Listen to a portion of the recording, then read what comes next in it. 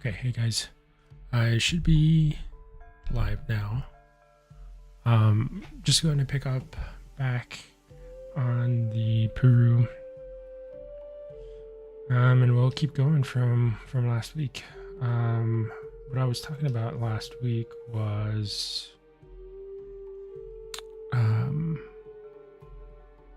focusing on some of these. We did the majority of the stuff that needs to be done here on the tail. Actually, I see some spots that still need to be added, so we'll do that, and then we'll see what else. I'm probably gonna pop up here to the torso, like here. You see that's like there's no scales there, yet, so we'll do that and just keep going. See how far we get today. Let's see where my brushes go. I got the doggies in here with me this morning too, so the little one's being rowdy. You might hear her barking in the background. Sorry about that.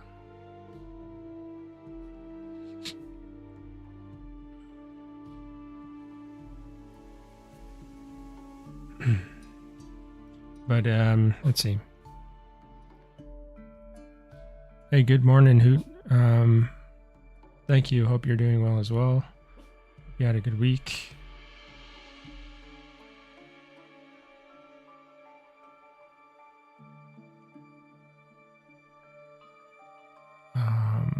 Mr. Brownie, hi. How you doing?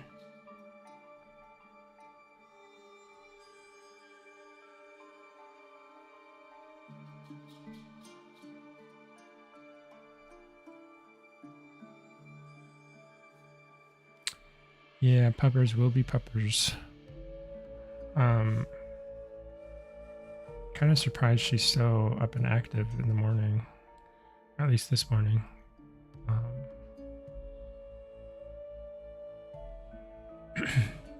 She was super drowsy, but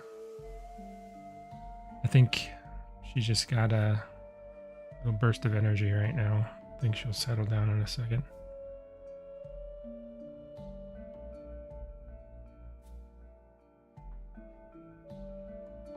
Usually in the morning, she she'll play fight with our other little dog, and they'll do about I don't know, 20-30 minutes of that, and then she'll get tired out and she'll sleep for a good amount of the morning.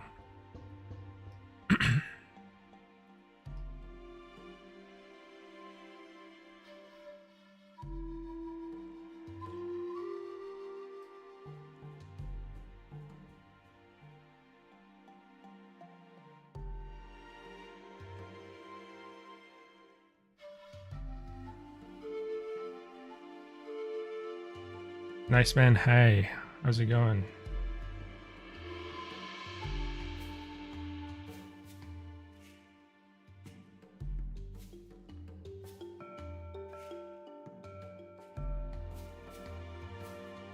Trying to get through this tail fairly quickly. Just kind of, I mean, we've already laid down pretty much all the groundwork. It's just going in and I'm actually making those creases in these where the scales are, so it shouldn't take too long. This is not spaced out like I would like.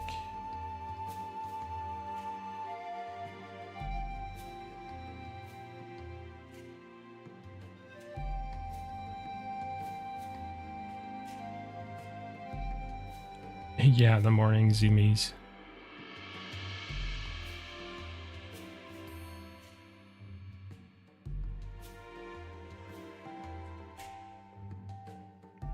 We used to have a cat, and she would have the zoomies at were just the most random times. She would actually sometimes she would just the noise she would make. She'd run down the hall. She actually got me a couple times with that. That kind of jump scared me. It's just a bunch of noise from nowhere all of a sudden.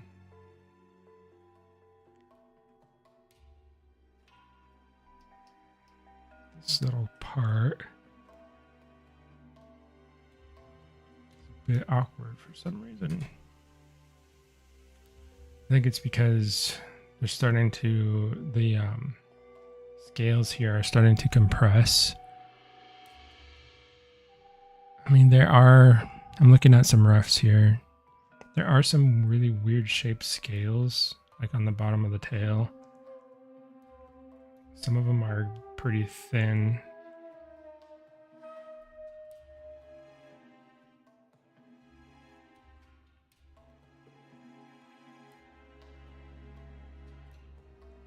I think that works.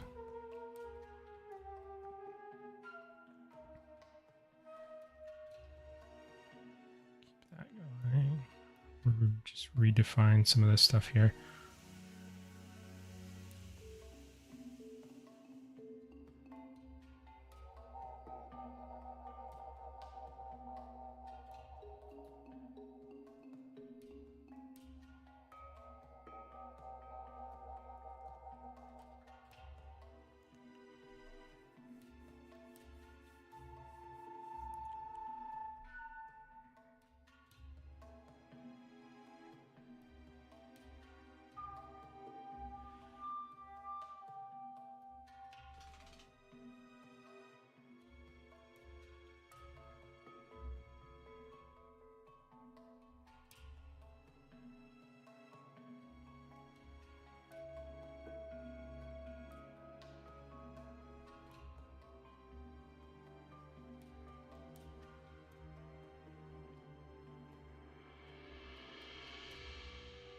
Okay.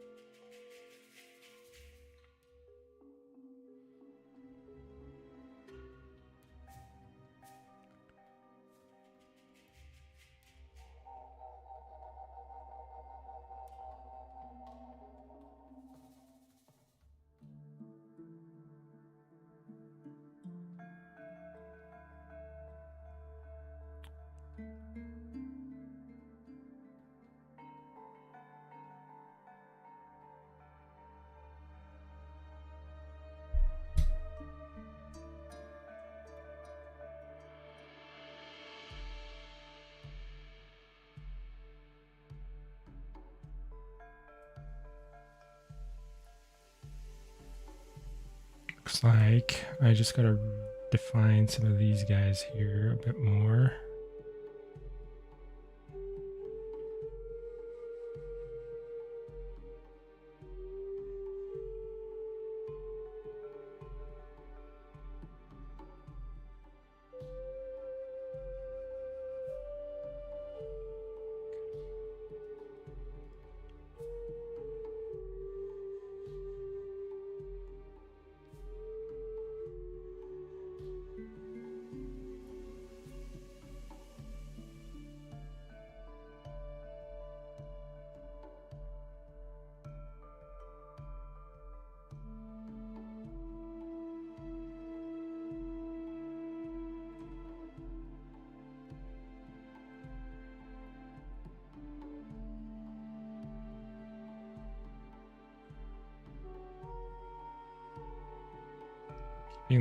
Keeping the straight line down the middle here is kind of annoying. Let me just turn off symmetry because it's gonna be easier that way. I'll turn it back on.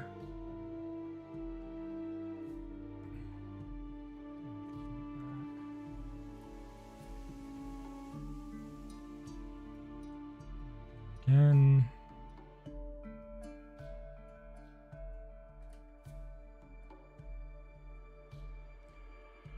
That center line isn't perfectly straight. It's fine. It's Probably better that it's not perfectly straight.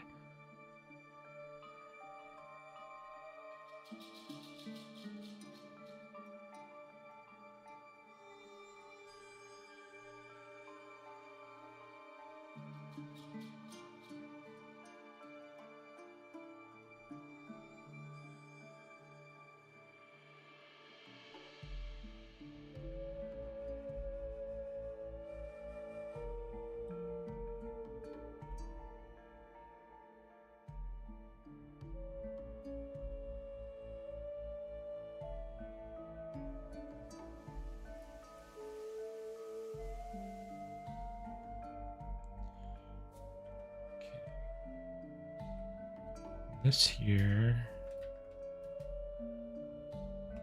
I'm just double checking the refs again. I know this does happen. It's like sometimes there's a nice division, like a midline going down the bottom of the scales, and then sometimes there's like actually a single scale is in the middle, and there's no midline. So this should be okay.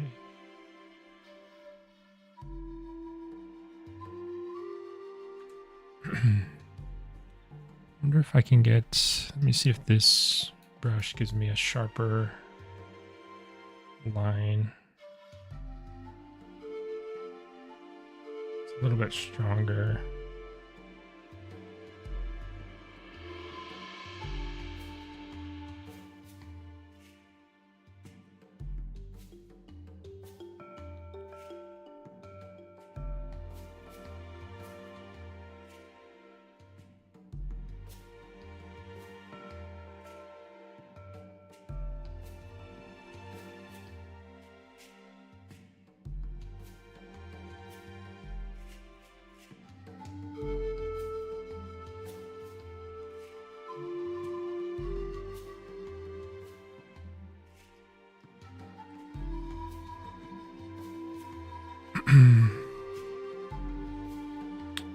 Hoot birds. I saw a video this morning of a diver and a crocodile. Of a diver and a crocodile swam past them underwater. All I could think about was, damn, this is an actual dinosaur. Yeah. I've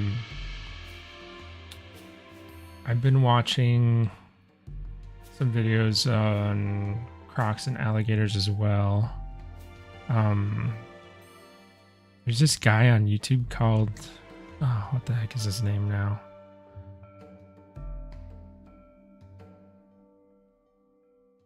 I'm totally blanking. Chris the crocodile guy or something like that. I don't know. He's got a kind of a weird name, but I was watching his videos. I don't know much about him, like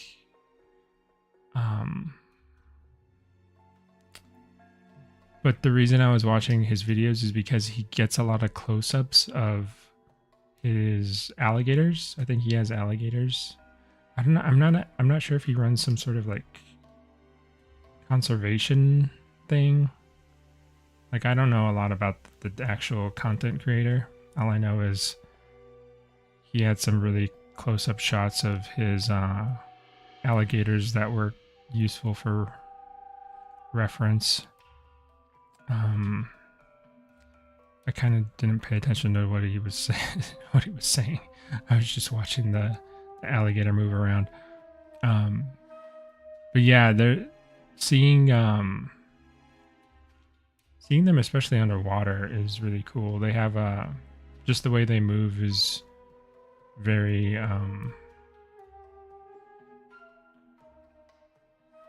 yeah, the word you use, majestic, is pretty cool. I saw I can't remember what the name of this park or whatever it is, but they have a big pool, and like in the middle of the pool they have this tube of glass that you can, like, people can go inside of, and around them are swimming these big, I think they're saltwater crocodiles if I'm not mistaken, but they're huge. I was thinking, I was wondering if I would be actually brave enough to get into one of those things. I probably would.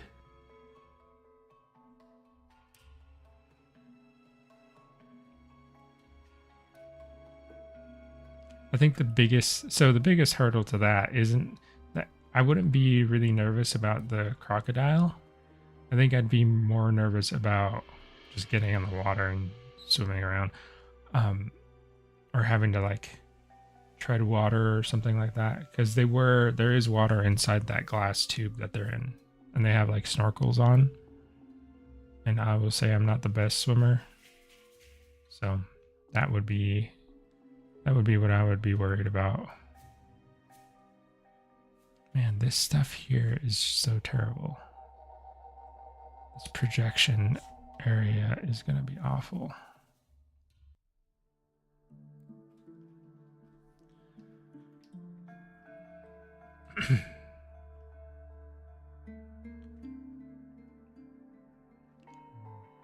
I knew this was going to happen, though.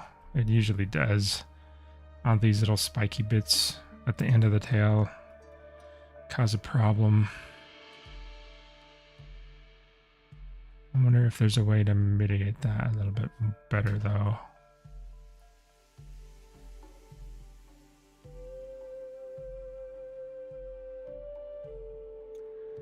Nice man. Bro, the Puru will look so gorgeous, especially when the skin's because with the details, it has to be amazing. Thank you. Yeah, once the texture's added, I think it'll be it'll look really cool. I'm pretty. I mean, I don't say this a ton. Like, I don't pat my own back a lot, but I'm pretty happy with the way this is turning out. I mean, obviously it needs more details and stuff, but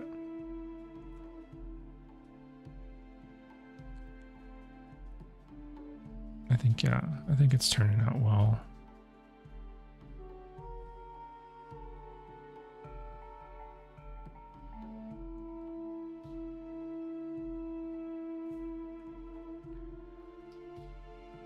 Okay, so we ran through. Let me see if there's any other. There's this spot that needs it.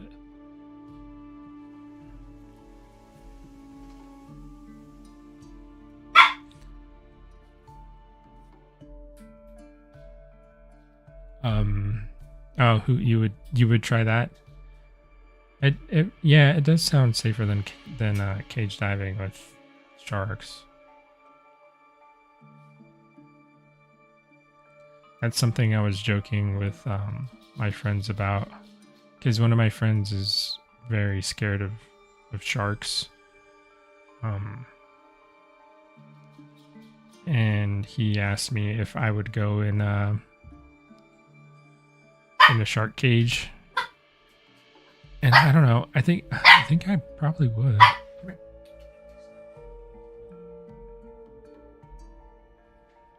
I mean, I'd be super like there's no way I'd be getting anywhere near the edge of the cage. Like I'd be as close to the center of that cage as possible, but I think I'd probably want to try at least if I knew how to scuba dive and I was a better swimmer. But that would be kind of cool.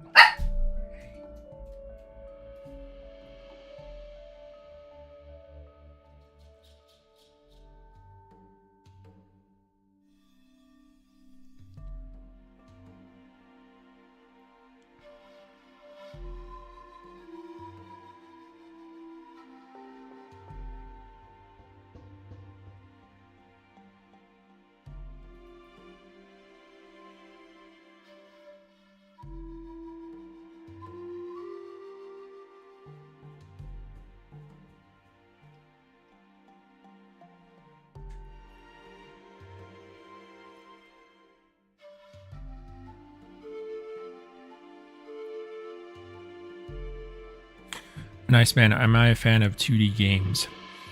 Yeah, I mean, I like 2D games. I mean, so one thing about me, um, like I really appreciate that era of gaming, like the 2D side scrollers and stuff. Um, but that like I think sadly maybe I don't know. I that was an era that I kind of missed out on. Just because of the way that I grew up in a small town. Um, there were no like arcades or anything like that to go to. I didn't get a console that was like I didn't have any of the earlier consoles. Um,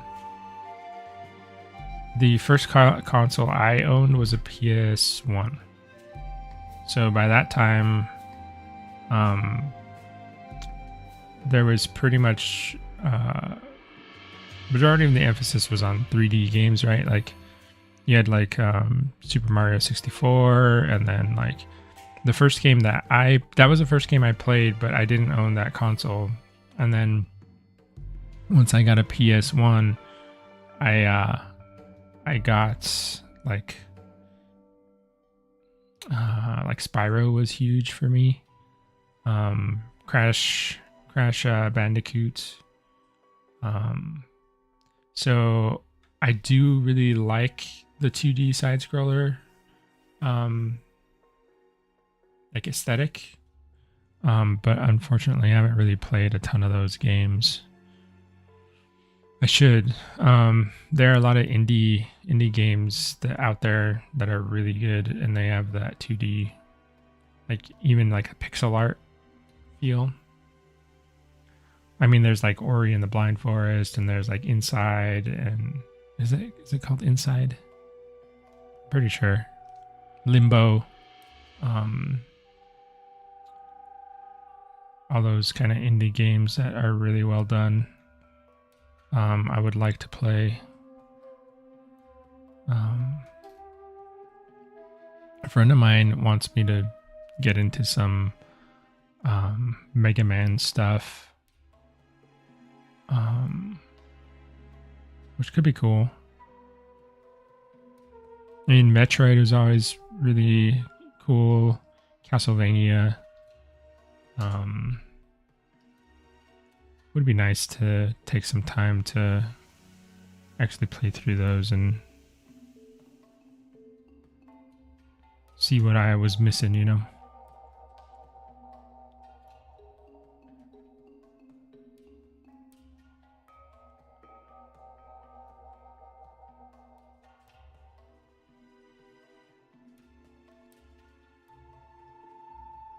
But yeah, I love platformers. A lot of those 2D side-scroller games are platformers.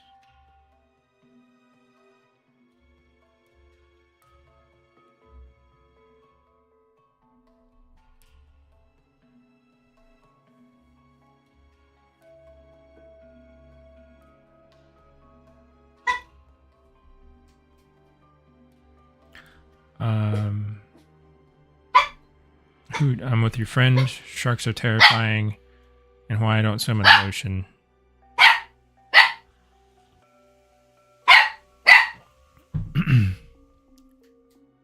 Yeah, I can definitely see why they're terrifying. I find them more like I'm not terrified of them. I think they're pretty fascinating.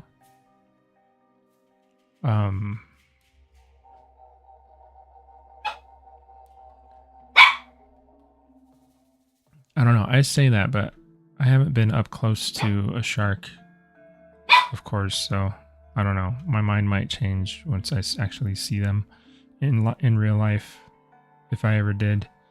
I mean, it's always scary. So there's this guy on YouTube who does like drone footage. He takes drone footage of like people surfing and like people like kayaking and stuff like that. I think he lives in Australia because he's gotten a lot of footage of like great whites. Like I don't think I would want to swim in the ocean in Australia, to be honest. But he's gotten a lot of footage of great whites, and it's amazing, amazing, like how close those sharks get to people. And I don't think those people even know. I don't think they know there's a shark near them. Just because of the angle that they're at, they're really low to the water. You can't really, the refraction of the light on the surface of the water makes it really hard to see stuff like that. Yeah, it's crazy how many, like bits of footage he has of sharks like getting very close to people. And the people just don't even know they're there. That's always the scary part to me, is just like not knowing what's out there and how close it is to you, and like whether it's dangerous or not dangerous. It's just the wondering is kind of what gets me.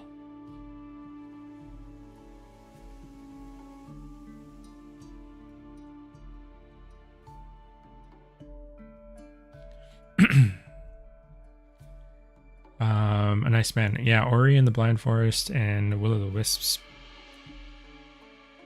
They were so cool and nostalgic. And Ori was made by my country. I just like the style of it, and the music makes me cry. Yeah, it's a really beautiful game. The artwork for it is really amazing.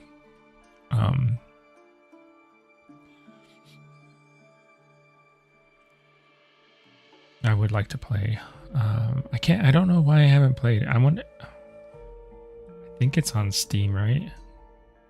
Or is it on some other, is it like on Unreal Marketplace or something like that? That might be why I didn't play it.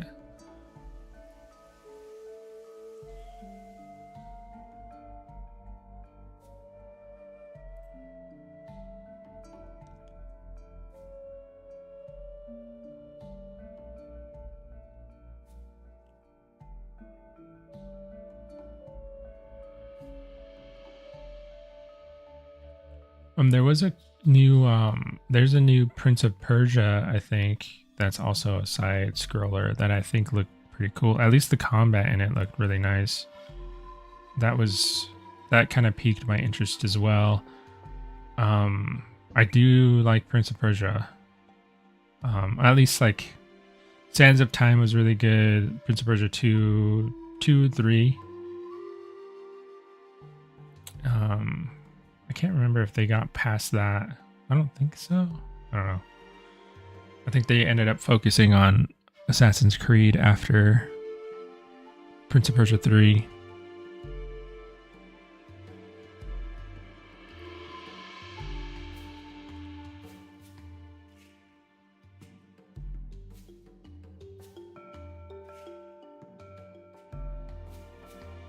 There was another Prince of Persia that came out on the Xbox that like completely changed the visual style of the game, and there was like a new main character. But I didn't really get into that one very much.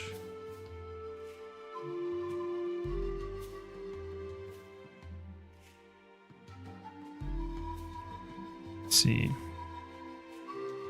Blue Spy, this might sound embarrassing, but if I don't step foot in the ocean, it's because of jellyfish, which I have a severe phobia of. I take swimming with the sharks over jellyfish any day. Jellyfish are scary, yeah. Well, I guess not scary. It's not the fear of the jellyfish itself, is fear of what it can do to you, you know.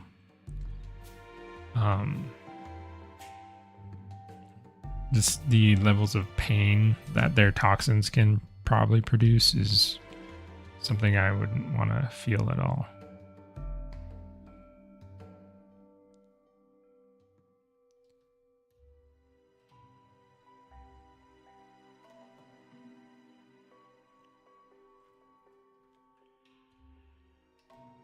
Okay. I think that tail is pretty much ironed out. I mean, we could always spend more time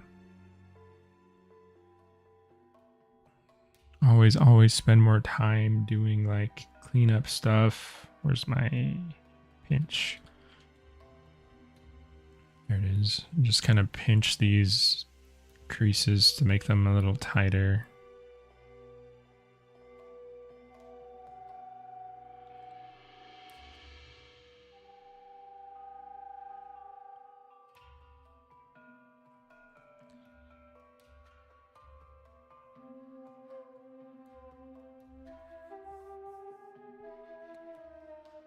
I don't think that's embarrassing at all. I think it's because I mean the jellyfish, some of them can even just wash up on shore and their tentacles are still active, and if you step on that, then you know you're in for a world of pain, probably, depending on the jellyfish species. So even like just walking along the beach could be pretty dangerous. Cone snails are definitely a concern. I think in order to, depending on where you live, right? But you have to be kind of educated as far as what animals are around and what they can do if you're wanting to spend a lot of time near the ocean. Because it's just there's so many things that can potentially hurt you. I would say it is worth like having the experience of like, you know, being by the ocean, spending time near the ocean, because it's all really interesting and fun, but definitely have to be careful. I live maybe about an hour away. A couple hours drive away from the beach. So I don't really go very often.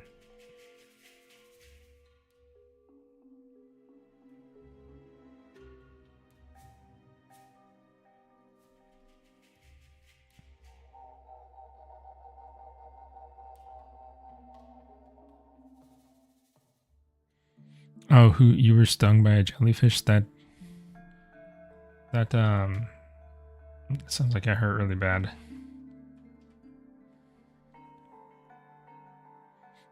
Nice man, have you ever played Zelda? No, I actually have not played Zelda.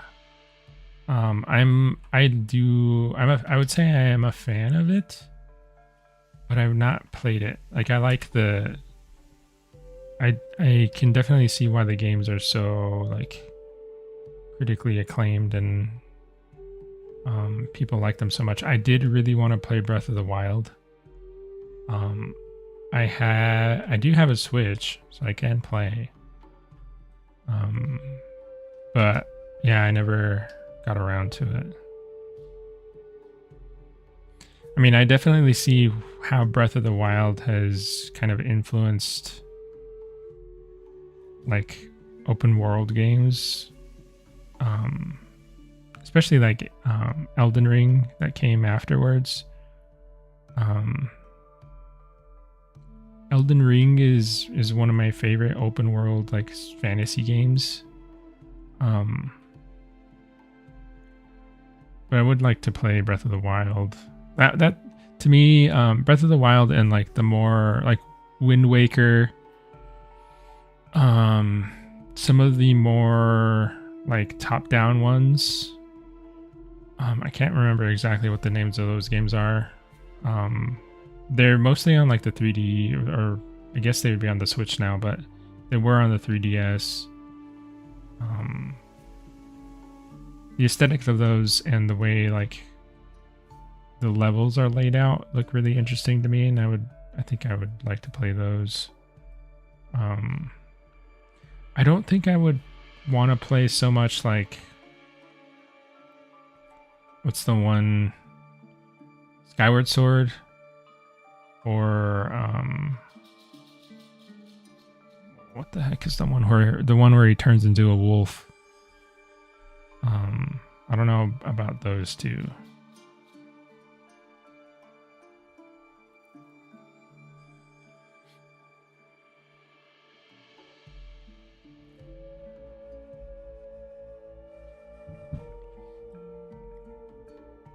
I mean, like a lot of the games I played have most definitely been influenced by Zelda in some way, shape, or form. You know, so I definitely feel the there's that shared quality that these games have. I think if I enjoyed those games, I would definitely enjoy a Zelda game.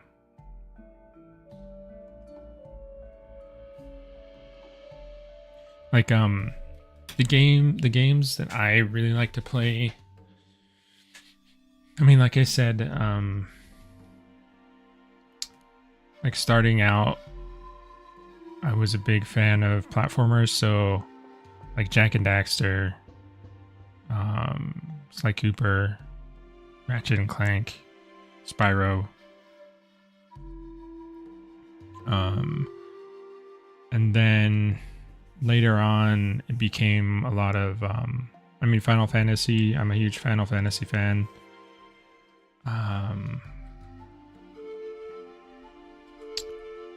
What else? What else? Souls games, Dark Souls, Bloodborne. Bloodborne is probably my favorite Souls game, Soulsborne game. Elden Ring. I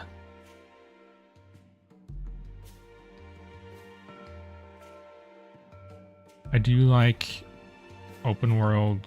More recently, I would say. I like the idea of open world survival games. I haven't played like a ton, but um, I do like them. So like Valheim. What is it? Played a lot of Scum with my friends. I wouldn't say that's the most enjoyable, you know, game I've ever played. With friends, it's much better. I don't think it would hold my attention very much if I was just playing it alone.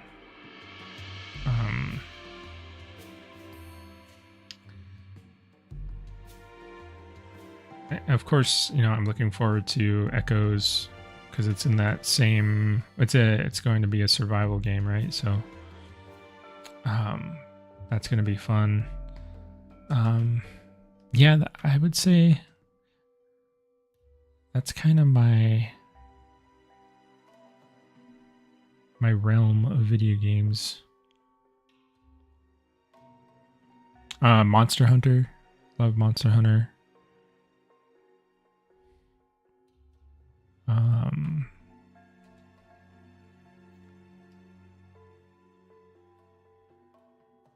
Yeah, if it's like fantasy, has like fantasy elements, good combat, good world. I'm usually pretty interested.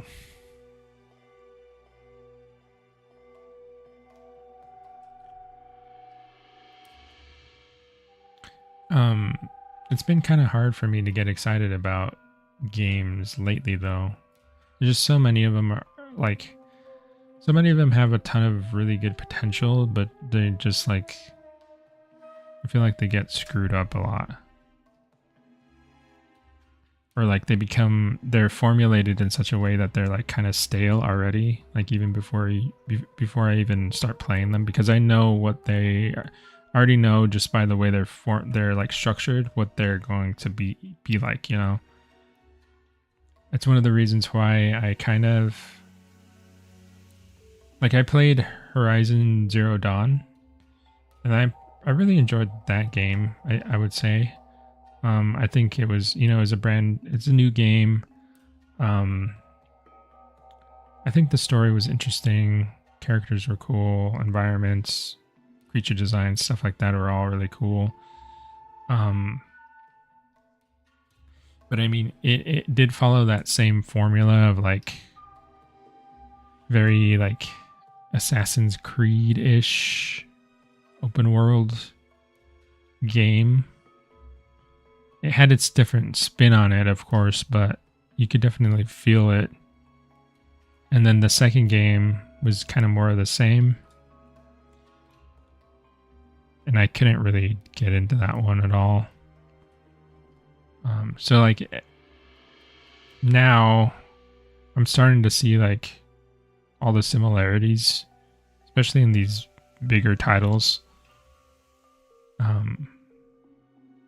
It's hard for me to get excited about them because it's hard to see like where they're innovating. I don't know if innovation is like necessarily what they want to do, because I think innovation is kind of scary. So they tend to just follow what's working. And yeah, it's just kind of, I've noticed myself becoming more and more excited about more like indie games than the big AAA stuff that's coming out. Like if I think about some of the games that have been announced lately, what might be cool?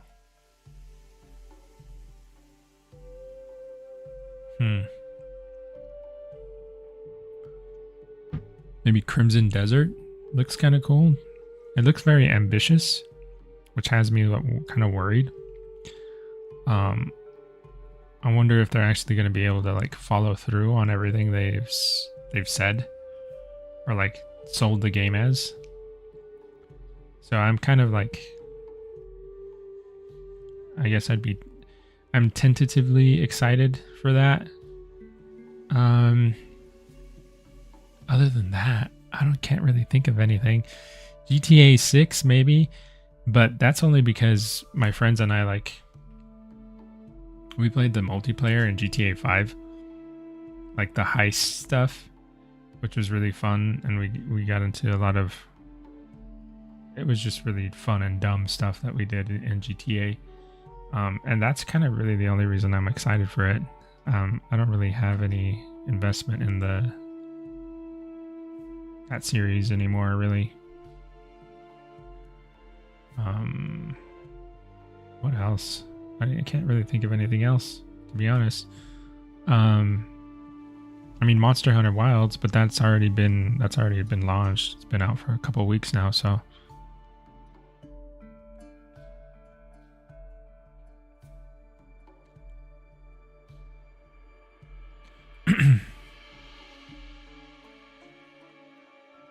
Have I ever played through a game several times because you liked it so much? Yeah, Bloodborne I played several times. My favorite game from the PS1 era is actually it's a game called The Legend of Dragoon, which is it's a turn-based RPG. Similar, like pretty much in the vein of Final Fantasy. But I would say that is my favorite game pretty much of all time. And I've played that game several times.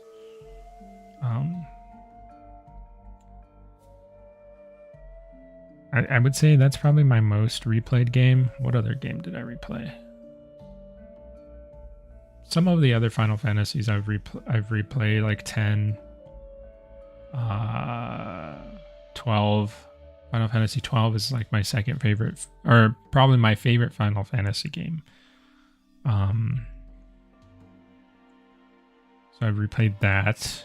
I played like a lot of those platformers that I mentioned earlier, like Jak and Daxter and all those guys. I played several times.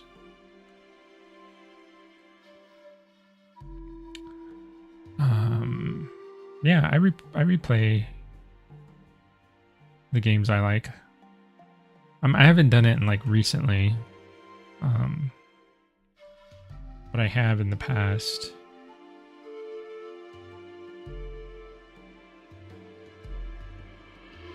It's fun. Especially maybe when did that thing come out? It must have been like 2017, 2018. There was that Spyro remaster, like the Reignited trilogy. That was fun. I like when remasters are done, or I guess you would consider it a remake, really. because they basically had to remake that game from the ground up. I don't think they were able to like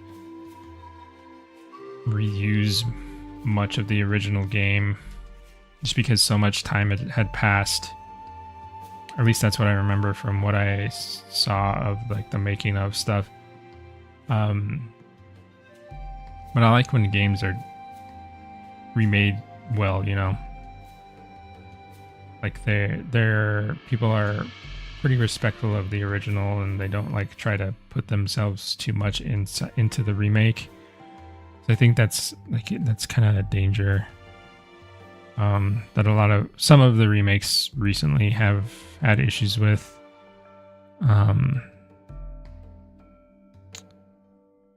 So that was fun, like revisiting that game, and like there was only like a couple of things that I think they did kind of weird, but overall I think it was a really good remake. So I replayed that, and the Crash Bandicoot they did a remake of. So I played that too. Shadow of the Colossus. That's another one of my favorite games.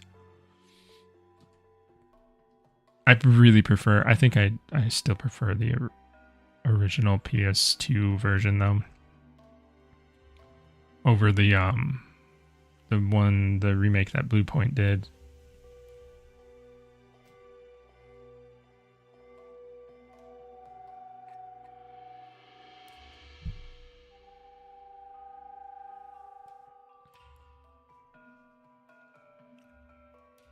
I've heard a lot of good things about Knights of the Old Republic. I did really want to play that, but I think, what did Knights of the Old Republic come out on initially? Because I remember really wanting to play, but I never was able to.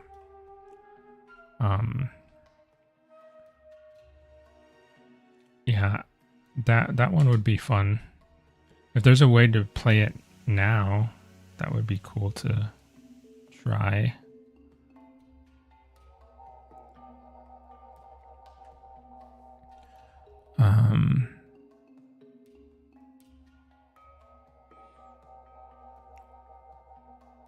I enjoy Star Wars, but I wouldn't call myself a mega fan.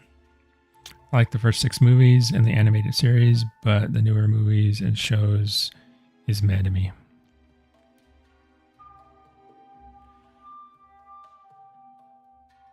Okay, it was on the Xbox.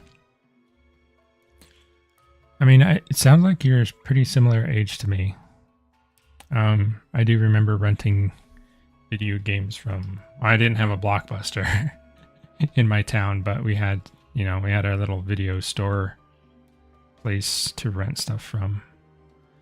It's way before like stuff like Redbox and Netflix and stuff, right? For renting videos, I mean. Watching movies.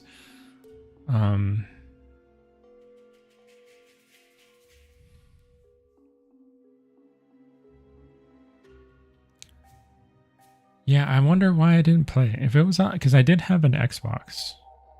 Was there a big emphasis on online gameplay for Knights of the Old Republic, or was it mostly single player?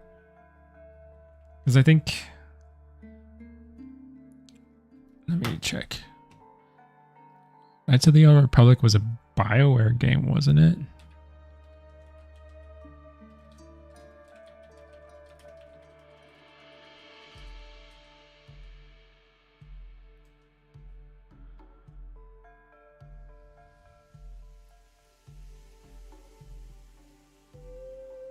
Yeah, developed by BioWare. I was a big fan of BioWare stuff.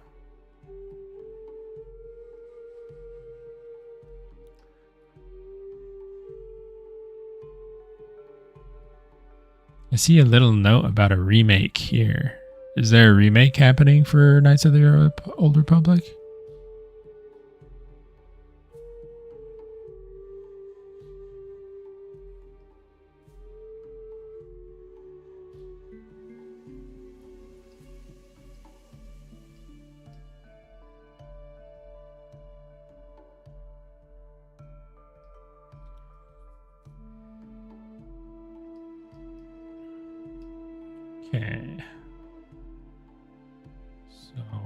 have this area to tackle now.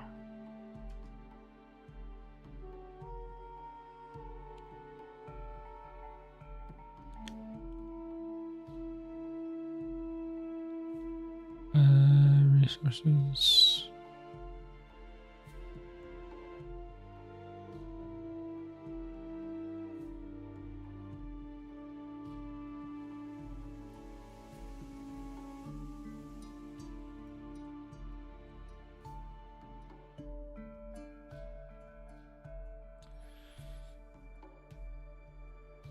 Oh, Knights of the Old Republic is a single-player RPG. I don't know why I didn't play it then. That's crazy. There's been a remake happening for 10 years. Oh no, it's one of those ones. Okay. It's like it's basically like a Final Fantasy VII remake situation. I hope it comes out. I hope it's I mean, well, how do you feel about it? Do you think it's like, do you think it would be a good thing to do to have a remake of it, or do you think they should just leave it alone? I go back and forth on that kind of thing a lot.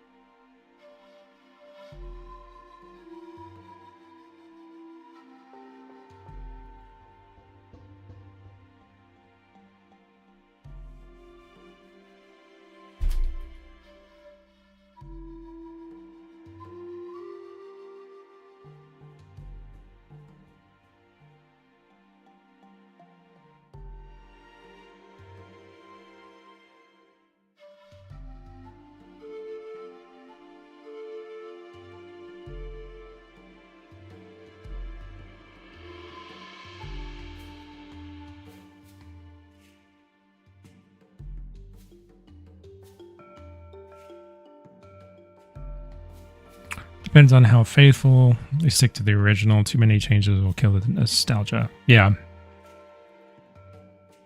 Yeah. And it's kind of strange because a lot of the gaming sensibilities that were present at the time that those types of games were made have really changed now. Like, people always talk about quality of life changes to things. I think people are really used to that sort of thing. Just little fixes in games that kind of make things like more convenient, quote unquote.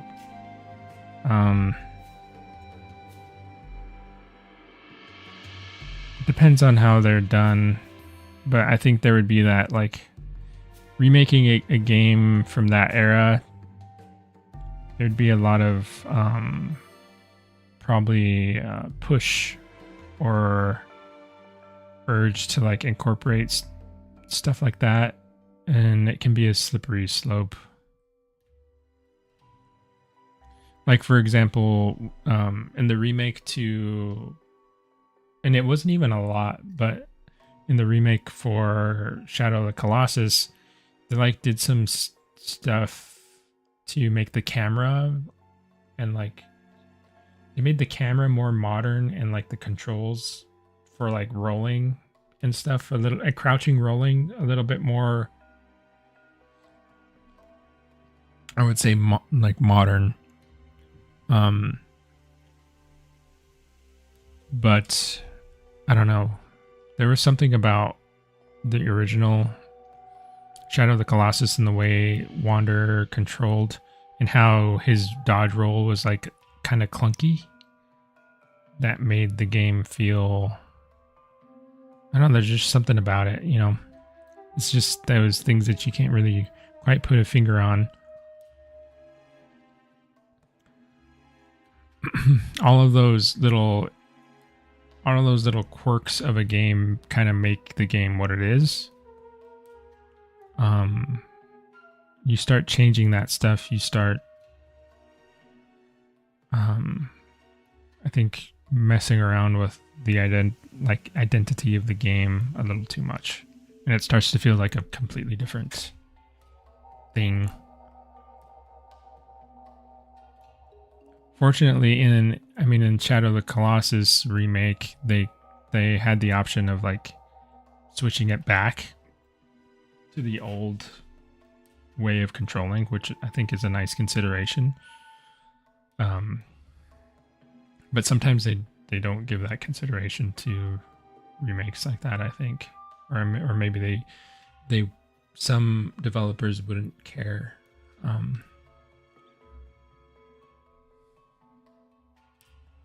I think there's a friend and I got into this conversation about the Demon Souls remake too. With these like older games being remade, there's almost like an element of like conservation to it. Like I would say it's almost like like if you've ever watched somebody restore a painting or something, I almost say like there should be that level of kind of respect for the original work. Like you're trying to like, I think you should be trying to like kind of give it a little bit of a facelift, right? Make it look appealing, to kind of like update it to modern standards. But I don't think people should screw around with the core of the game, the way it functions, because it's part of the whole like story of that game. I don't know. Maybe I'm being a little too like artsy fartsy about it, but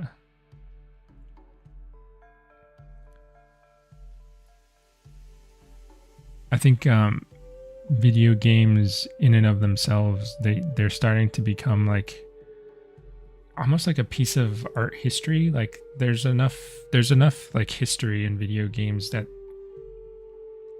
there's I don't know. I think people are starting to be more respectful of it as an art form, especially people that grew up with video games. And if it's, if a video game's a piece of art, like if you're retouching it, I think you should be more respectful of the original and how that was intended to be played and how it was made and all of that stuff. Sometimes I think there's a little bit of a disregard for that just to make money.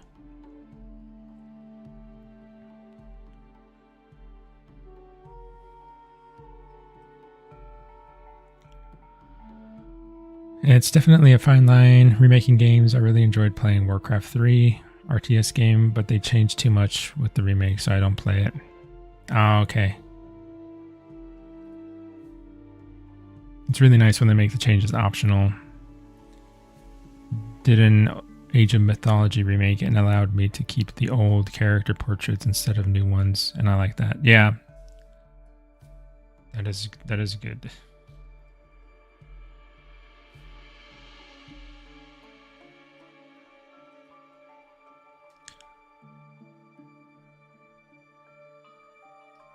Okay, so I have to figure out what I'm doing with these areas to like transition between the belly scales and the side scales. This area is always pretty tricky for me because it's so gradual.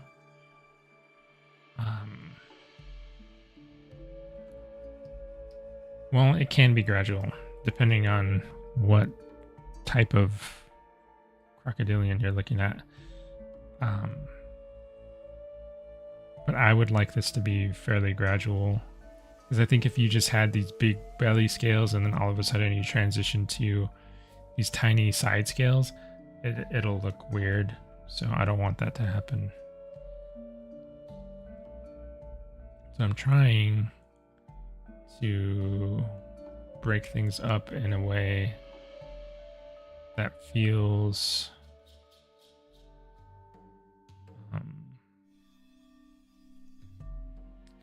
consistent.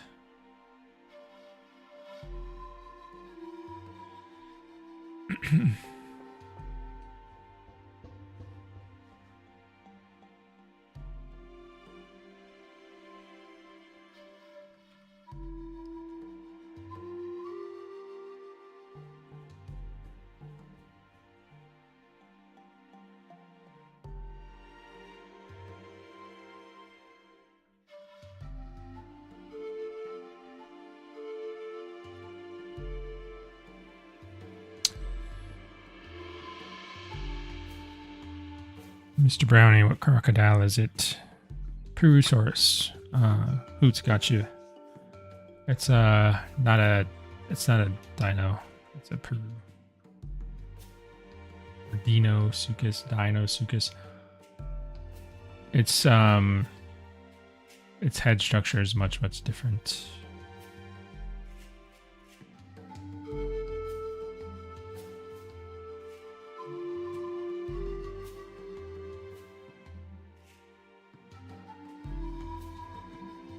It's actually not a crocodile either. It's more closely related to caimans.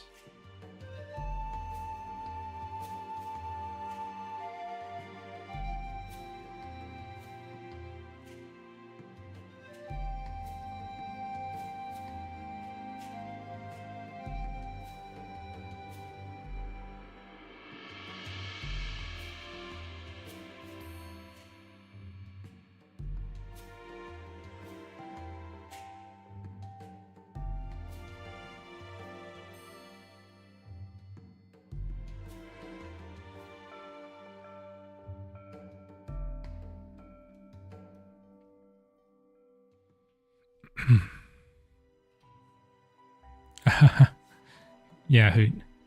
You're on the same wavelength. I'm really Brownie, you're saying I'm really fast? Are you talking about the answers, responses?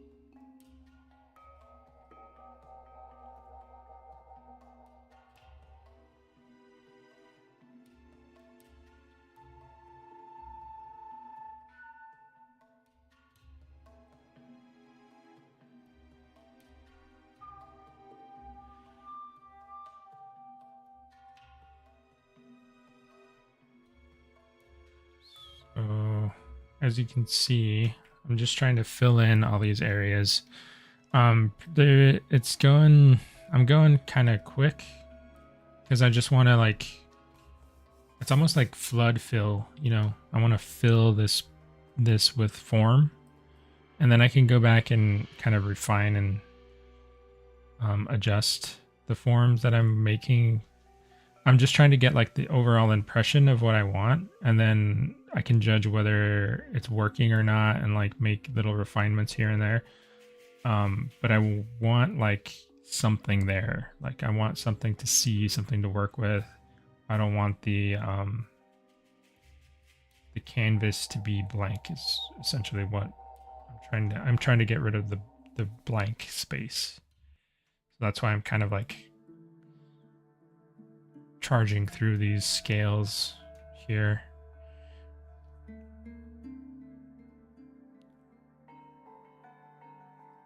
Mr. Brownie, can't wait to play Purussaurus. Looks nice. Thank you. Thanks a lot.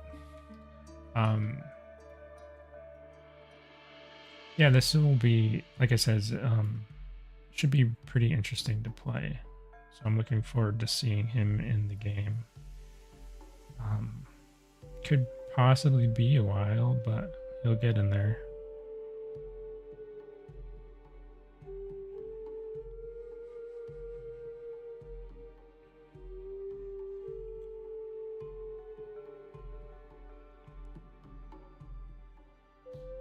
So as I come up close to this kind of armpit area, I want to make sure that I'm making these scales pretty small.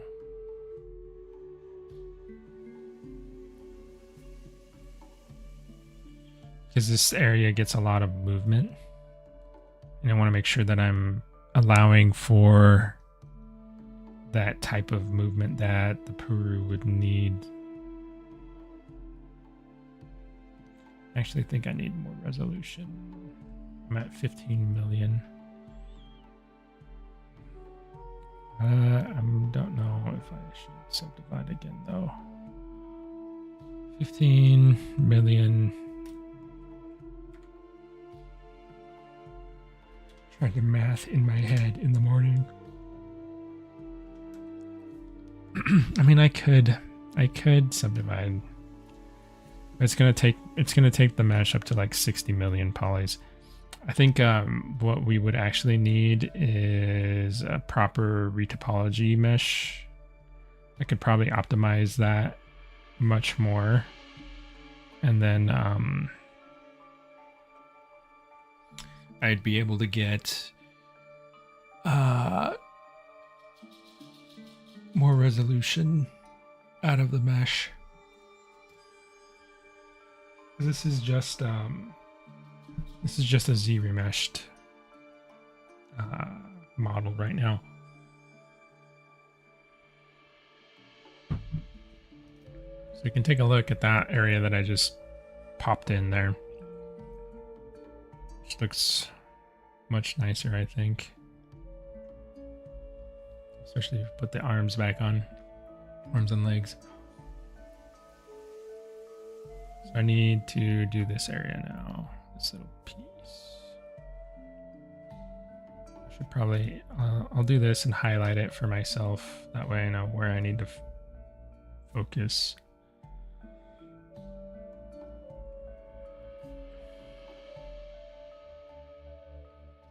Got this little area here.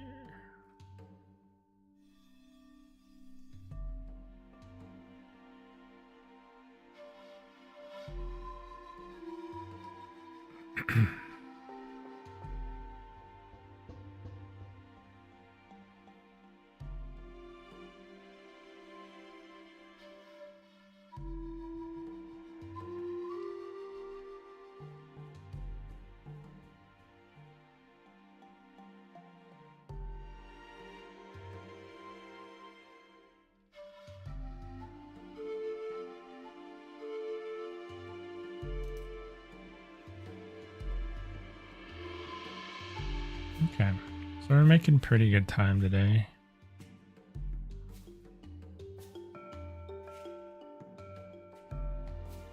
It kind of, I don't know, it kind of surprises me, like,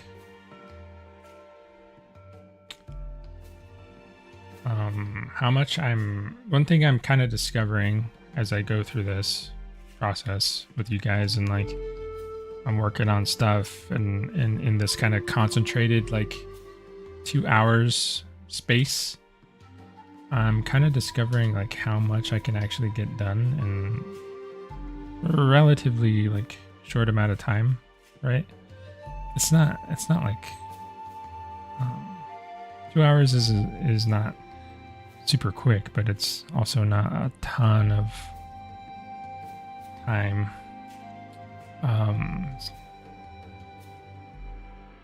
So in like an hour, we've gone through the tail, this area, filled this piece. Now I'm starting in on this. But so what I'm saying is like it's helping me like figure out what my pace is.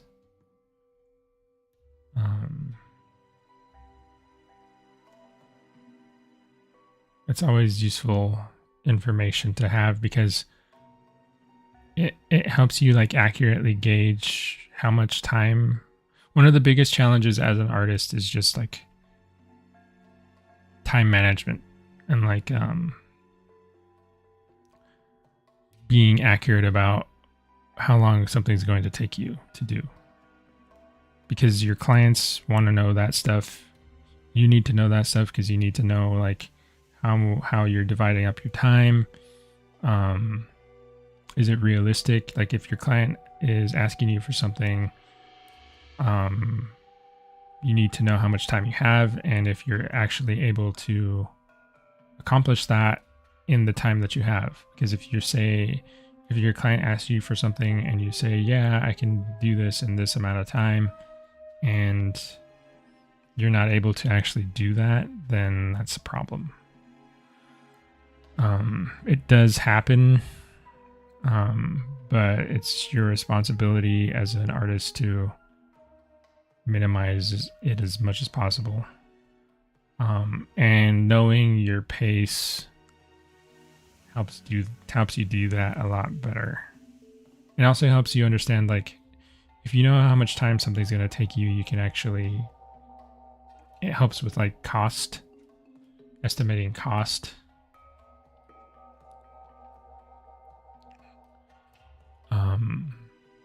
Because you know how much time and effort it's going to take you to do something, so you can more accurately gauge how much to charge for that thing if you're doing like an hourly rate or something.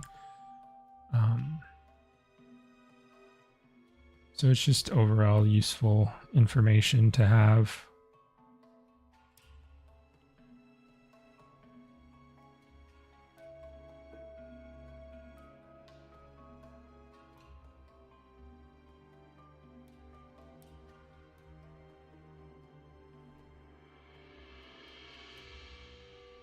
And it's something, so I'm realizing that like recording yourself helps determine that.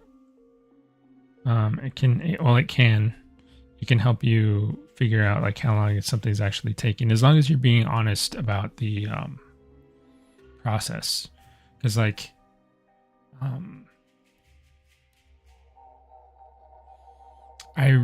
I've recorded my process for like models and paintings a lot in the, like, especially in the last couple of years. And I realized, like, especially in the beginning, it's kind of hard to paint or draw or sculpt and have a recording going, because it almost feels like somebody's like watching you. Like there's like this, like, at least for me, like it feels like somebody's like over your shoulder watching everything you're doing. And it's kind of, I don't know, it can be kind of nerve-wracking. And I think that can affect your pace, you know? It can affect the way that, how long it's taking you to do stuff, because it's distracting. To be efficient at something, I think you need to actually be focused, you know, on that task. So if you're distracted by something like this feeling of being watched or like observed, then I don't think you're getting an accurate reading of how long something's actually taking you. So it took me a while to like get over that feeling.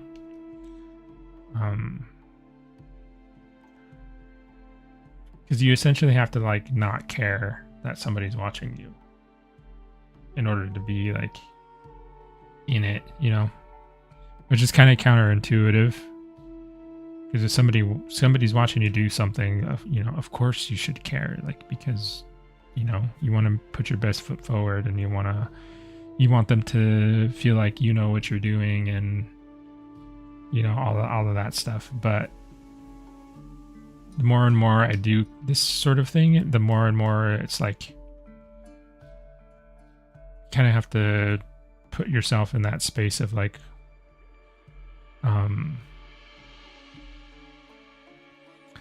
you have to kind of not care, so that way you feel like you're in your natural setting and you can actually perform the way you perform. If that makes sense.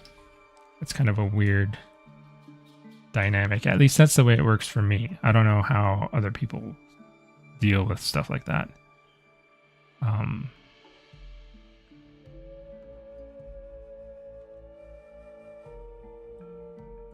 That's the way I've had to kind of compartmentalize it, or like rationalize it, so that way I can work.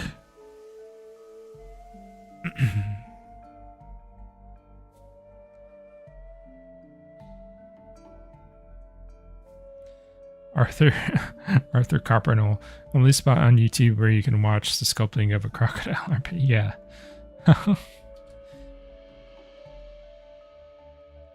It's not a very common occurrence, I suppose.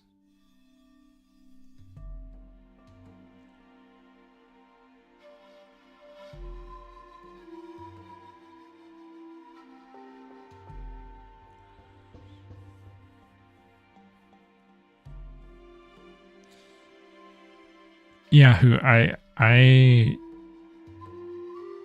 mean, it's been a very gradual thing. Like,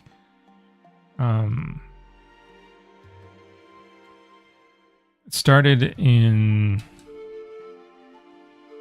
college, really, or soon after college. When I first got my job, I had to like kind of mentor other like interns that were popping into the studio, and I would have to demo a lot of things for them.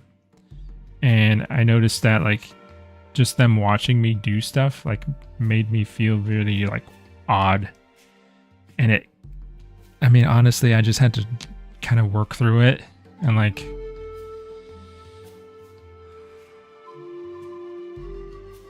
just kind of repeatedly over and over kind of do it again and do my best to put it out of my mind. And then eventually I got pretty desensitized to that, and that became okay. And then later I did a couple like presentations and stuff for my college to a bunch of students. It was like maybe like, I don't know, 15, 20 people.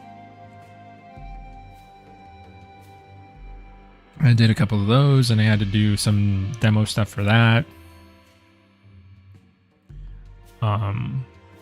So it's been kind of like a gradual thing where like I've been able to like have people watch me do stuff and not feel that sort of weird, I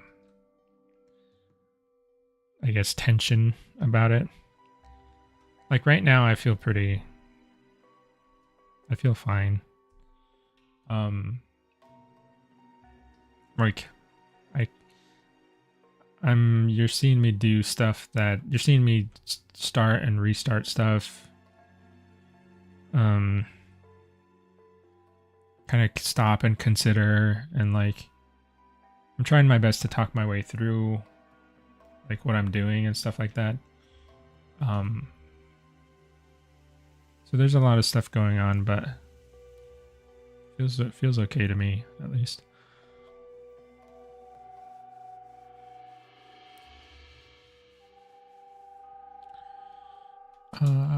So we're gonna start over here, and I need to add a few more little scoots or whatever they're called here.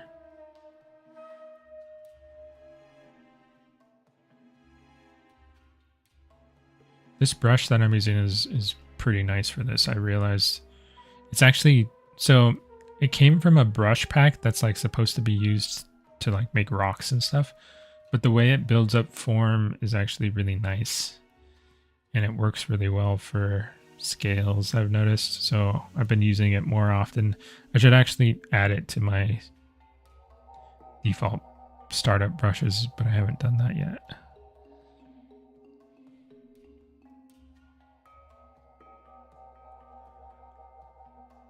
I mean, you can kind of see how it would be good for rocks because it makes these like square kind of shapes.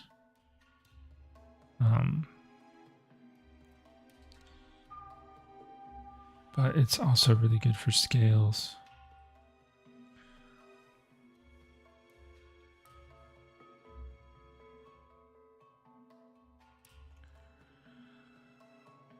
Mr. Brownie, is Purussaurus bigger or smaller than Dinosaurus, essentially?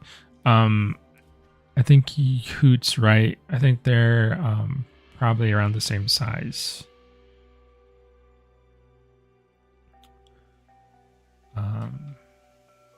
The thing about Purussaurus, though, is that majority of the... I have the little diagram here. Where is it? I don't think we have a ton of the... Like, we don't have the tail. You can see this here.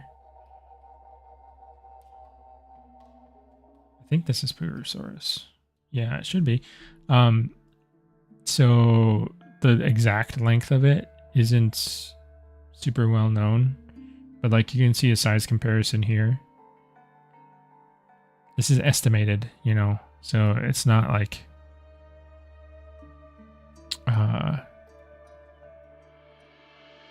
exact, but they're pretty much the same size.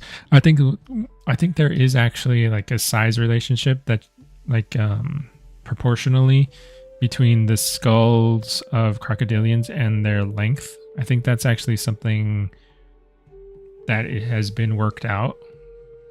So I think there's a way that people estimate the length of the crocs based on the skull length.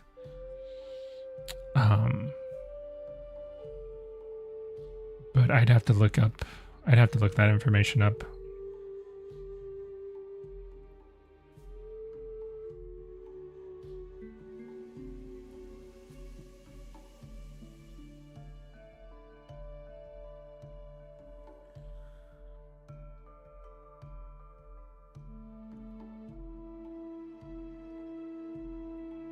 Okay. So I think, let's see. We still got stuff to do over here. So we'll do that. We're almost done, you know, with the lay-in of the scales, I would say.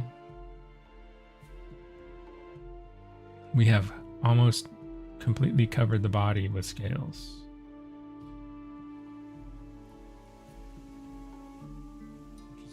Cool, a cool kind of milestone.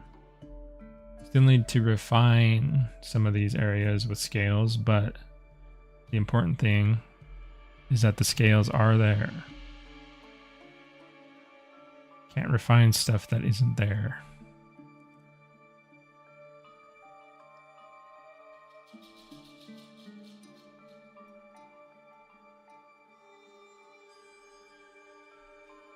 Back in and figuring out these wrinkles first, and then I'll put the scales on top of the wrinkles. I actually need to consider,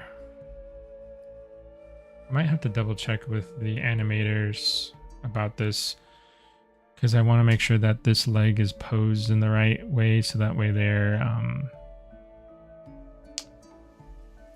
able to rig it right, and there's the distortion. Because the thing I'm worried about is this area here. Because when this is rigged, there's gonna be a bone.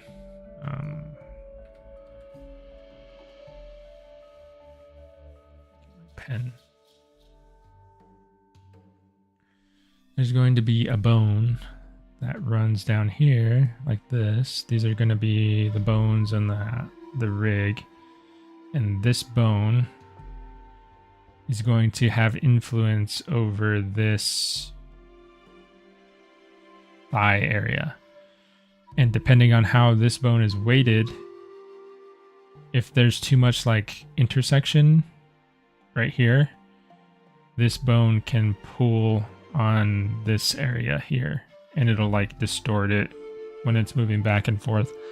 So I'm wondering if I need to pose this back leg in a different way, so that way it has more room, you know. Like I could do this. If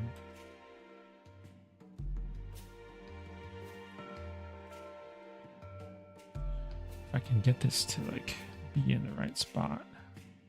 I need to figure out where the head of the femur is. So I did something like that.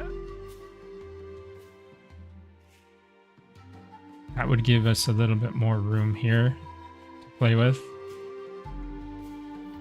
So that way the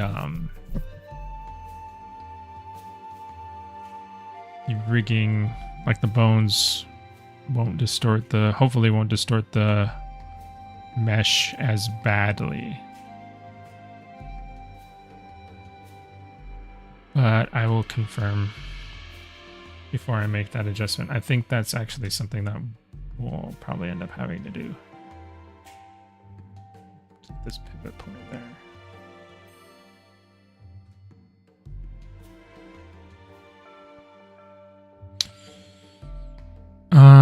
Mr. Brownie, will you also be doing the Purussaurus animations? No, I'm not an animator. I know like the very fundamentals of like animation, and you know, I'm very rudimentary when it comes to animation. I wouldn't be able to do it well. So that's going to be the job of somebody else. I really would like to learn how to animate properly. But as of right now, like I can't really do all that much. That's one of the things that I want to add to my skill set. I mean, I don't think that I'll ever be like, I don't want to be like the pro animator, but I would like to know enough to like, I don't know, get my models to like walk or something. Like, that's all I would want. I don't need to make them jump around or anything. I just want to see them do a simple walk cycle. I think that would be cool.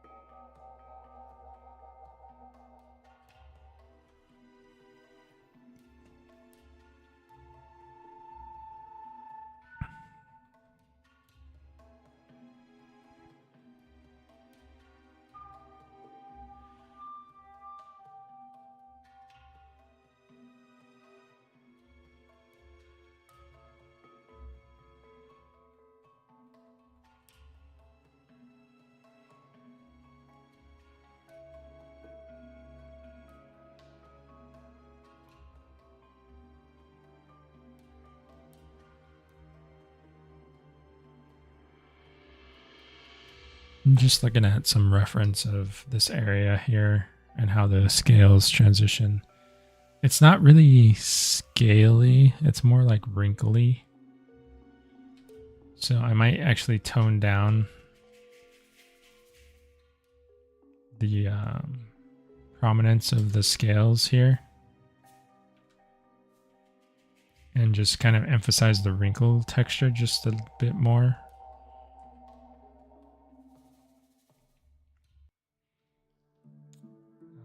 Where is my wrinkles?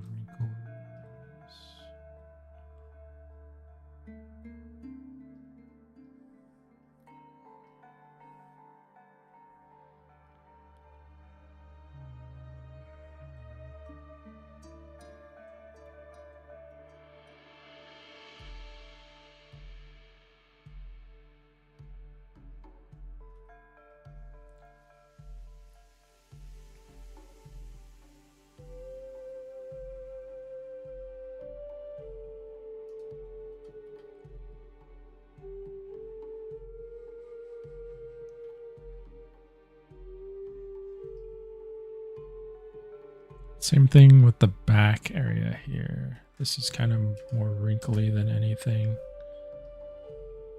And then the scales kind of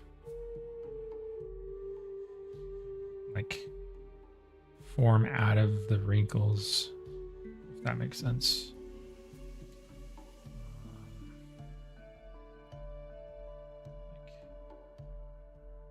Basically, like the space in between the wrinkles starts to like kind of, I would say, like get more structure, and then they turn into scales. I suppose that would be the way to put it.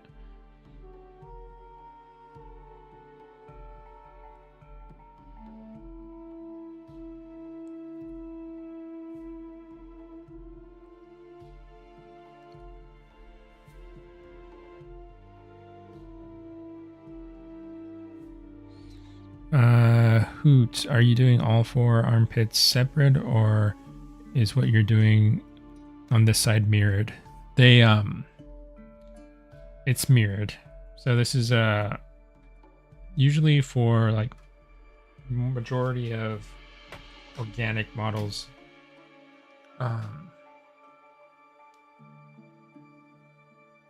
Since they're symmetrical, it's just mirrored down the middle. So I don't have to do the sculpt twice. I just do it once on one side, and it goes to the other side automatically. It's really nice. It can be a problem, right? Because it can, if you're noticing the symmetry, it can be distracting. So I need to be careful. But usually it's fine. And if we do need some asymmetrical details, I usually include those at the end of the model. Like I'll do like down the midline, especially to break it up. But especially in like this phase where we're just trying to get everything established, I just do everything symmetrically.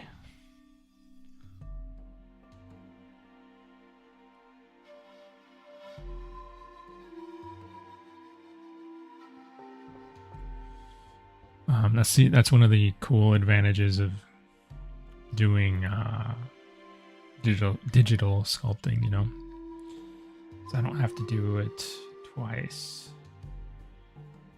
I'm gonna get rid of these because I don't need those anymore.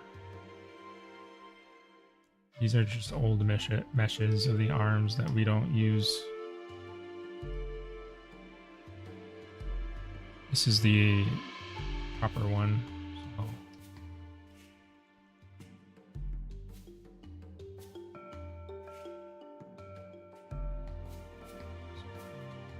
I'm gonna actually mirror this over at this point.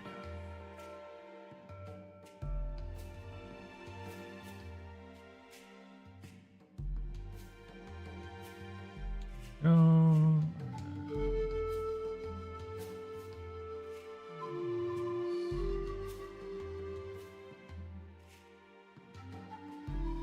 Okay, I got my subdivisions back. So he actually has 2 arms now. I'll do the same with the leg eventually. I think this one needs a Z-remesh because it's very dense. Let's actually do that now. It's something to take care of. So we are going to duplicate, hide all this crap.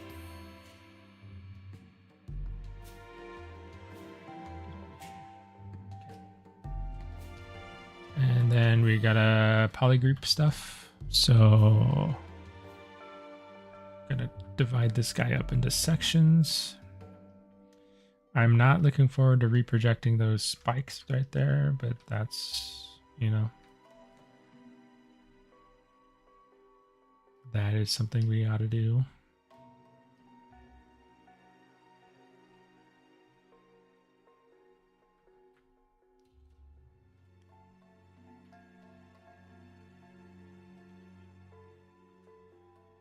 I'm just gonna tell ZBrush that this is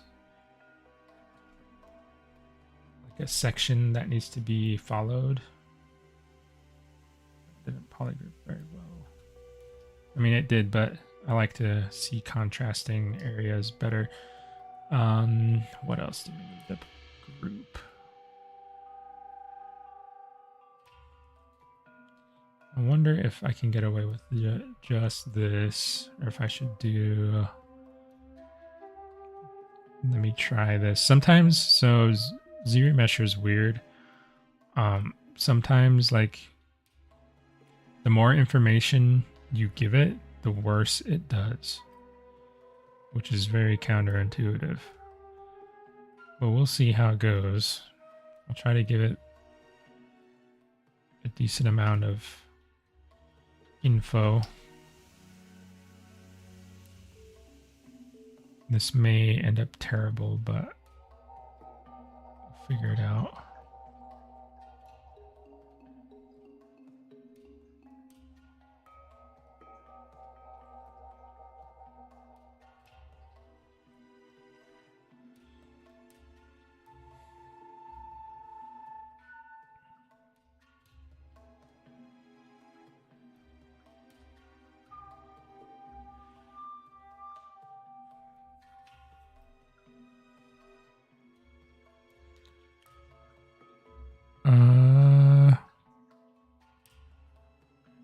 No, not a dumb question at all.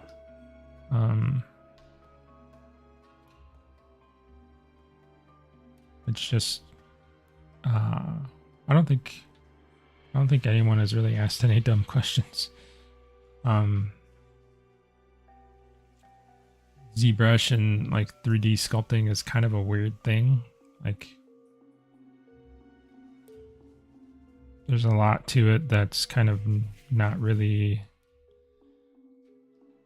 super intuitive or obvious. So if you have any questions about anything,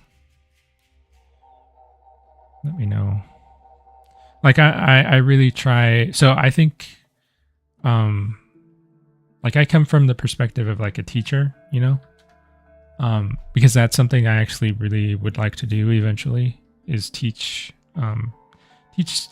sculpting, or like teach,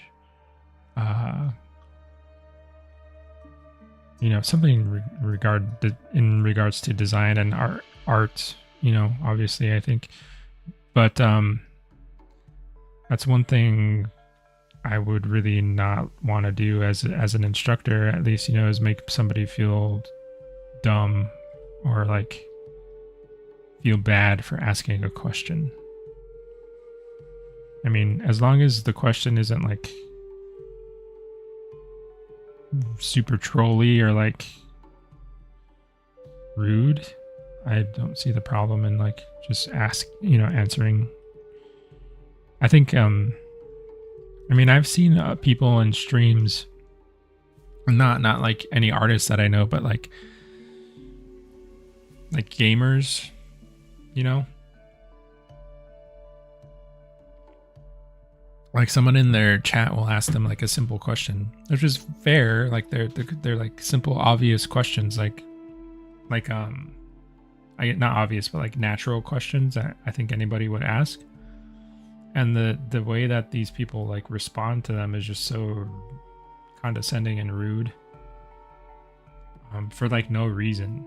Like, I really don't understand why you would answer somebody like that and make them feel like totally dumb for like no reason. They're just trying to engage with you.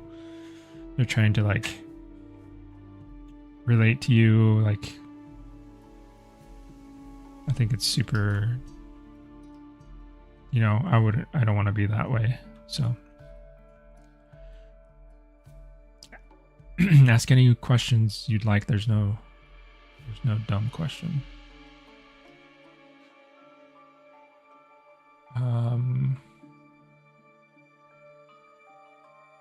Where is... Okay, so I have my group set up. I have a feeling this is going to be too much, but we'll try it out and see how it goes.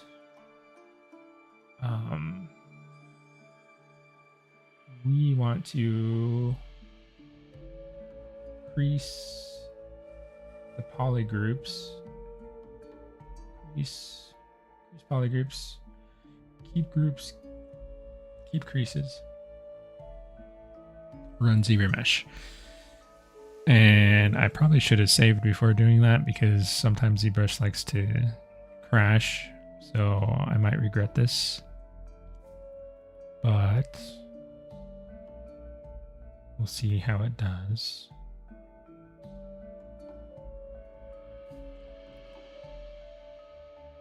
You guys get to sit here and watch this gray bar move up with me.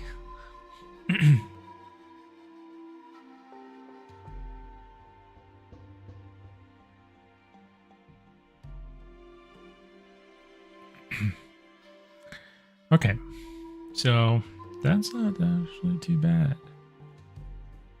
That's surprising. Yeah, exactly, Hoot. That's the feeling I have every time I do any like operation in this program. It's like praying to the universe to like not crash and make me redo everything.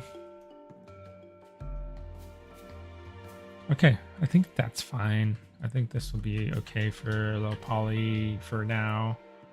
And then I will just reproject the details back on there and we should be okay. So let's see. My projection.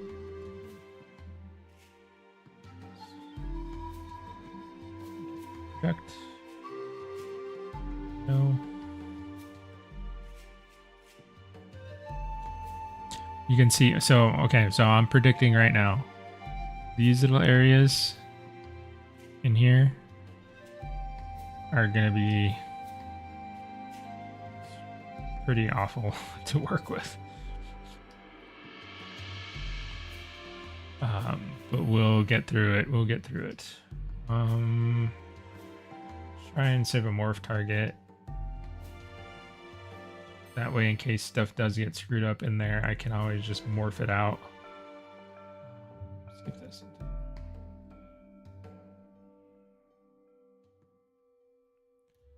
Okay. Not bad. Store again. Project. Let's see. A little bit is going on here. Something's going on there. Looks like it's more stretching than anything.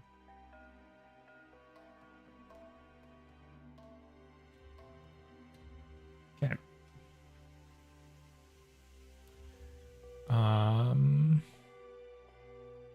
Divide it one more time.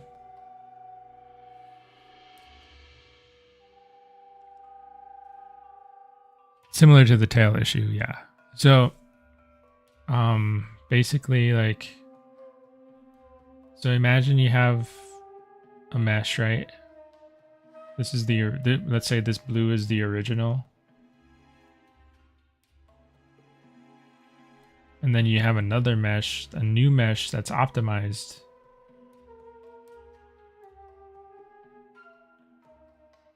This is the new mesh that you want to use. When you project, what you're essentially doing is you're trying to project this surface to this surface and capture the detail from there. The problem is there's a projection distance. So ZBrush is looking, I mean, I don't know exactly how it's doing it, but it's basically gauging the distance between these two surfaces and trying to match them, right? But there's like a tolerance to it. So like, imagine like you're projecting from here, that the projection tolerance will be a certain distance. So let's say it's this distance. So it's projecting, it's looking from here, from this point to this point and trying to match this mesh to that surface. Well, if you notice, like, let's say it's that distance. If it's that distance here, it's looking from this surface. It's seeing this surface, is also seeing this surface, it's seeing this surface. So there are instances where it's going to take this surface on this side and project it over here. And there are instances where it's going to see this surface on this side and project it over here. So it'll crisscross the mesh and pull it into itself. It usually happens in areas that are very narrow and tight. Areas like between fingers, between toes. Like if you have, like say you have like a wing, or a fin, and it's like very thin, and you're trying to project that. Sometimes this surface will project to this side, this surface will project to this side, and then you'll get like a tangled mess of stuff. Because of the way it's projecting. There's stuff that we can do to mitigate that. Like there's this projection distance here. Like 9 times out of 10, this is fine. If we go to 0.01, maybe it might, you can adjust that distance. That's the distance that I was talking about. Like I deleted it. But that distance, that line that I was representing, that's what I'm talking about there. So you can make it narrower. And like, if you do that, theoretically, it's going to be less likely to pull one side of the mesh to the other side.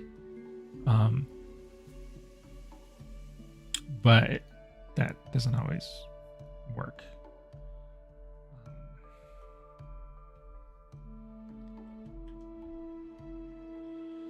Sometimes it's just messed up no matter what you do. And you just kind of have to like resculpt the area, or like isolate the area and just project that area. Reprojection can be kind of tedious. That's just kind of the way it is. For me, at least, I don't know. Maybe there's some ZBrush genius out there that just has absolutely no problem reprojecting stuff like this. But for me, it can be kind of a problem.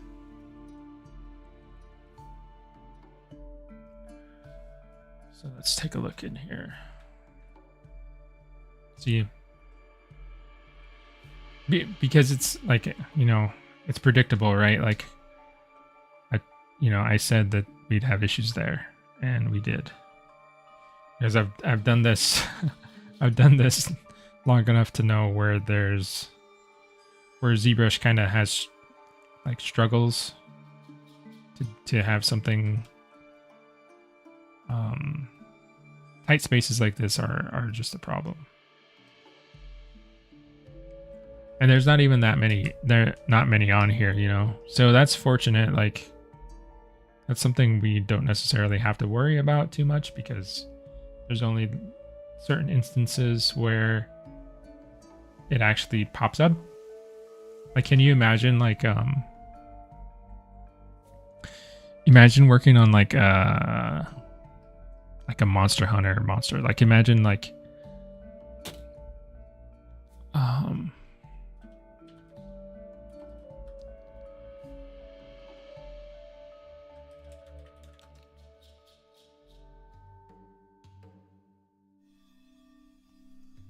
like, look at this thing. Like, how do you even... Somebody's selling a Monster Hunter World monster for $60. That's kind of sus, but... Okay, like, imagine doing this stuff, right? And, like, having to reproject... Like, how many spikes there are. Like, this stuff, and, like, overlapping... Like, that stuff's insane. Like, all these tight little areas behind the head. Like, oh my god. I would kill to work on a Monster Hunter game, but at the same time, wow. That's like next level patience.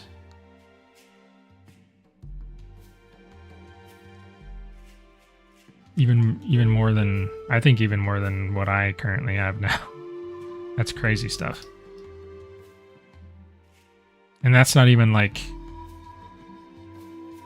I mean, there's worse stuff than, I mean, worse. I mean, like, there's harder, more challenging things than probably Rathalos in that game. Like, maybe, like,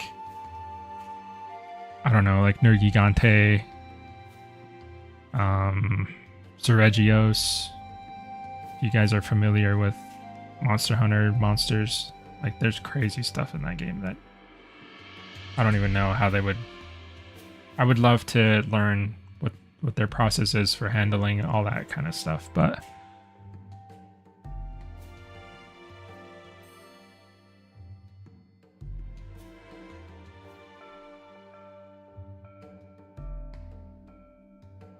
so just to re-illustrate like why I did that. So take a look at this. Take a look at this, right? This is 1 million, almost 2 million polys. We're getting the same detail pretty much. I mean, there's issues here, of course, but we're getting the same detail. This is 6 million. So we're getting the same level of detail for a third the cost of this original model here. So it's much more efficient. We could even optimize that even more if we did it by hand. This is just like an automated thing that I'm doing. But you can already see, like, I'm able to come in here and like start pumping in more definition. And in order to do that on this mesh, I mean, I can do it. I can get it in here. But it's at the cost of much more polys. So like I could subdivide this up higher. So now we're matching, right? We're matching this in terms of kind of close to polygon count, but this is much more efficient, organized. So I should be able to get much crisper, much nicer detail for less cost to like the overall heaviness of the mesh. That's why we do the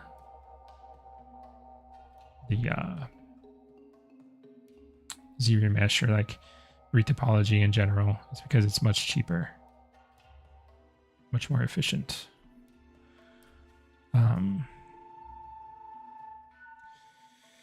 That was a really good explanation. Maybe it makes sense to my simple brain. You don't have a simple brain. At least you know the issue will happen and where you're ready for it. Yeah, it you know, I complain, right? I'm complaining about it and being a whiner, but it's worth all the trouble because it looks cool. I mean, I enjoy. I like that this feature is here, so I want to keep it.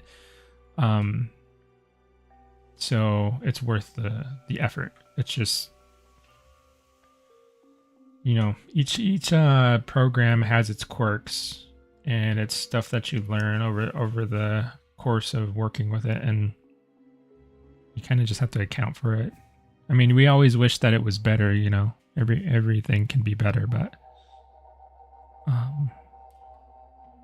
just work with it and account for it and move on is basically all we can do.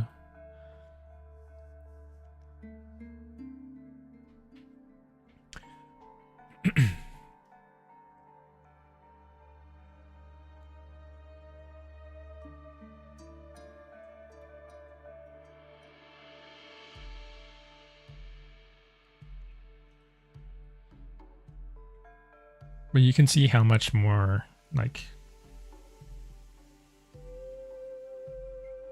detail we can pump into this with that accomplished. So we can turn this. This is old, so I can delete that. This is now old, so I can delete that one. And this is our new leg. Much more optimized, so I can wiggle it around, move it around without it dragging my viewport. And turn back the arms. Teeth back on.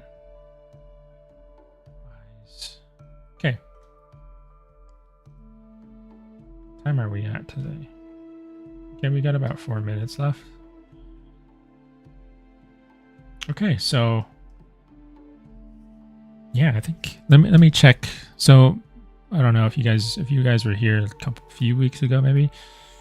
I wrote down some notes about areas that I needed to fix.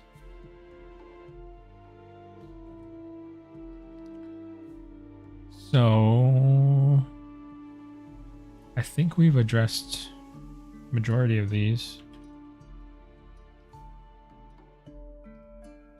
So we did the tail, these areas on the tail. Did this. Let me see. Did I do that area? No, we can fix that area still. It's kind of, it doesn't need much. It's just a little bit, I would say blurry compared to the rest of things. I didn't mark down these areas. So we did those.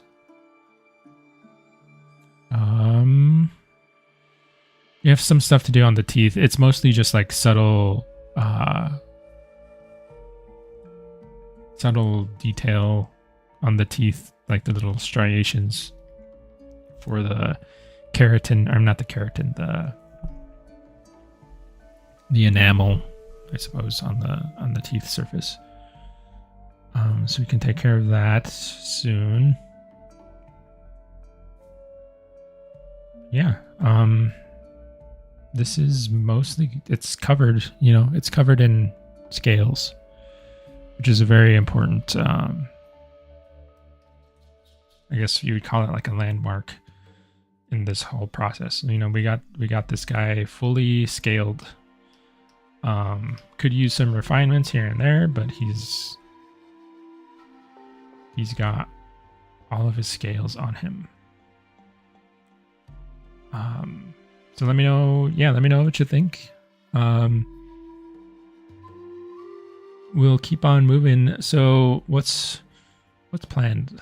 What do I got planned for next? I think a lot of the next steps is just like clean up. So you saw me do some of it here. Like, see this area here? I'm gonna, so I can illustrate to you guys. I'm gonna save a layer. This area here. What I want to do is define things. So anywhere that looks kind of, I would say this area is okay, but it looks kind of blurry. So I'm gonna come in and like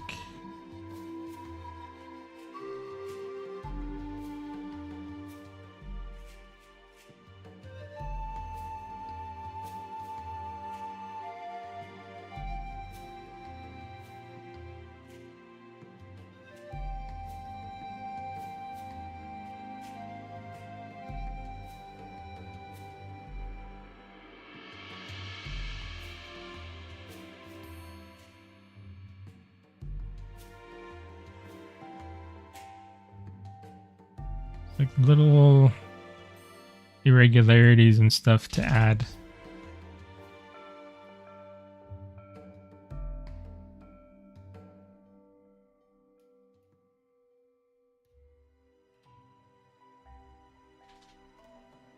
So I won't like do the whole thing right now, but so take a look at that and then compare it to where see that versus that. Blurry, sharper. Not as sharp as I would like it, but that's any areas that look blurry like that. Like I could see another one. Oh no, what is that? Like this. Any areas that look kind of blurry like that, I want to address. So that's what I'm going to be starting to like focus in on. But we'll probably get to that next time. We'll start going in and doing like the super, what is going on? I don't need, Yeah. Stop yelling at me, please. Oh, I don't know what's going on with it there. Shape layers are... Oh.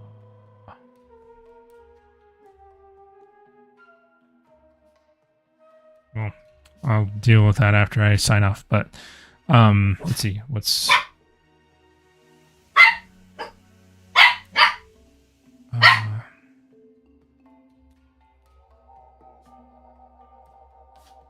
Come along, BFE. Islander. Thanks so much. I really appreciate that. Yeah, it's coming along. I think once we... Sorry about my doggy. Once we start getting all of that like secondary detail in there, it's really going to start to pop. Yeah, thank you guys. Thanks for being here this weekend. And we'll pick up again next week. As always, keep an eye out on the Discord for updates, YouTube channel for updates, more streams. And I'll see you around, okay? Thank you.